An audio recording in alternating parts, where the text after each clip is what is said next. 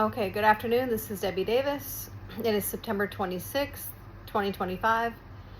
Okay, so this whole thing in Arizona with this whole Charlie Kirk and then this event, this memorial with Erica Kirk. Okay, this is all a psyop. Okay, including Erica Kirk. Okay, please don't fall for this. Okay, she has the Masonic rings on. She was making the satanic symbol with her hand. I mean, this is either she's not his real wife, or she was always some kind of Masonic person and we just didn't know it. It's just the whole thing. Okay, and then the fact that they had it in Phoenix, which is the center of the deep state. Okay, I believe what they're going to do is they're probably use the event like they used the J6 event, where all the Trump supporters got together, and then what happened after that? They got their phone numbers and they started tracking everybody and started arresting 1,800 people in J6. Okay, that is probably what they tried to do this time. That is you went to the center of the deep state at that Phoenix auditorium. Okay, and your phones are going to be tracked now by the deep state, and so I'm warning everybody. They might start targeting you, like they did the J6'ers. Right after J6, within 48 hours, there was like 1,800 people arrested. There's no way anybody could find everybody's phone address and stuff and arrest people that fast for fake charges unless they were tracking them beforehand. Okay, so this is a danger to everybody that went to that stadium. You're in danger. Your phones are being tracked now. Okay, Arizona is the center of the deep state. I was just talking to somebody yesterday. You can look up his story. He's another whistleblower. That was another whistleblower that attempted to be a whistleblower like I was at that base in Phoenix, Arizona, Papago military base, where they have all kinds of deep state operations going on. His name was Staff Sergeant Chad Willey. And you could look up his story. There was several stories he did about his story. Whistleblower targeted. He was homeless. They were the recruiters seeking homeless. Harassing the homeless. Basically so just look up Sergeant Chad Willey, Arizona National Guard, and you'll see some of his stories. Okay, I had a brief conversation with him yesterday, and I asked him if anything's ever, because they didn't promote him ever again. We all got the same. I got illegally just completely pushed out. He just has never been promoted, and he got pushed into these weird jobs, and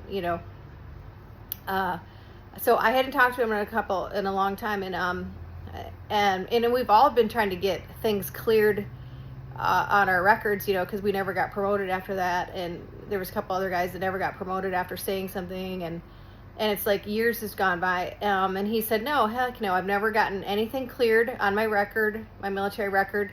And then he said, on top of it, see, what happened is there was a guy who. Okay, all he did was he tried to report some of the other recruiters. He worked in the recruiter area downstairs from me at that same base on 52nd and McDowell. And he was, apparently they were, or I think it was right at that base or somewhere near there, I think. And they were apparently doing all these crazy things in the recruiting area, like getting people in that shouldn't be in. And then the final kicker was they were out with some young recruits, some young female recruits, and they were doing some kind of paintball thing with the young recruits, and they had these like paintball guns with them. They were doing some kind of thing with the young recruits, and these recruiters started hitting all of the homeless people that were along the road with all these paint guns, like and hurting them, like they just kept shooting them with these paint. These things hurt. I've been hit by these paintball guns, and they hurt, and I had bruises when I was hit by them. And they were doing this to the homeless people that were completely innocent people on the road. These were these sick recruiters. They had some of the sickest people I've ever met in my life working at that base. That's why I just couldn't take it anymore, and I finally had to report something. You know, there's a few of us. And so I talked to him briefly, and he said, oh, and on top of it, okay, so he reported these people, and then he literally had a guy come and put a gun in his face, a death threat. Okay, so he had, after he reported this, not only did he never get like promoted again, and then he got moved to some crazy other job, you know, he wasn't allowed to be recruited. I mean, you know, then he literally had death threats, and this guy pointed a gun right in his face. He said, I've since found out now. No, I never got anything cleared up on my record. Never got promoted again. And then on top of it, I found out that this guy is literally a convicted criminal, and he's a serial killer. The guy that was after this guy, Chad Willie, he's got a serial killer. We got a serial killer on the loose in Arizona that's tried to kill a soldier. Okay, so I said, oh my God. And then, so we're in the middle of talking, and I hadn't talked to him in years, and all of a sudden our phone call gets dropped.